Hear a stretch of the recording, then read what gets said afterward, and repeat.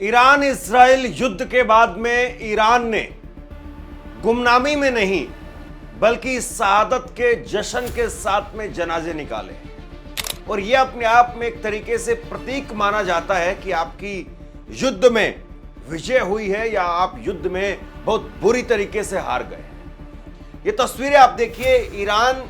से निकल करके आई ये तस्वीरें बताती है और जिस तरीके से भीड़ उमड़ करके आई,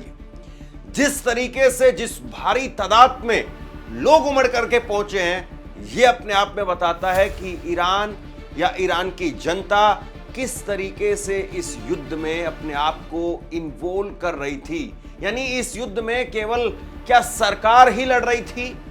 क्या सरकार ही युद्ध चाह रही थी, या ईरान का एक एक आदमी, ईरान की आवाम,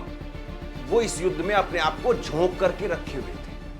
ईरान की फोर्स के वो कमांडर इस्माइल कानी,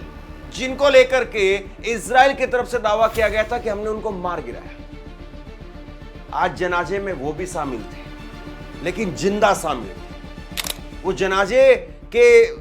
जो शहादत का जश्न मनाया जा रहा था, यहां पर जनाजे के आगे आगे वो चल रहे थे, लेकिन जिंदा चल रहे। ये हैं ईरानी फोर्स के कमांडर इस्माइल कानी। ईरानी फोर्स के कमांडर हैं इस्माइल कानी, और इस्माइल कानी उस जनाजे में लोगों की जश्न के बीच में चल रहे थे, जब लोग शहादत का जश्न मना रहे थे और इस्माइल कानी जिंदा चल रहे थे। और सीज फायर होते ही जो है वो आज जिस तरीके से वो सामने आए हैं अपने आप में, और लोग उनको जिस तरीके से मोहब्बत कर रहे हैं, ये अपने आप में बहुत बड़ा मैसेज है। और इस्माइल कानी ने कहा कि हम सफल रहे हैं,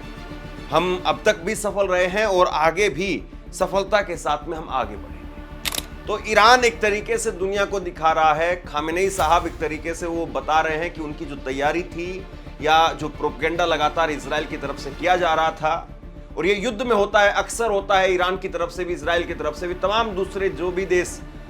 किसी भी युद्ध में इन्वॉल्व होते हैं तो इस तरह के प्रोपेगेंडे जरूर करते हैं कि कैसे भी करके सामने वाले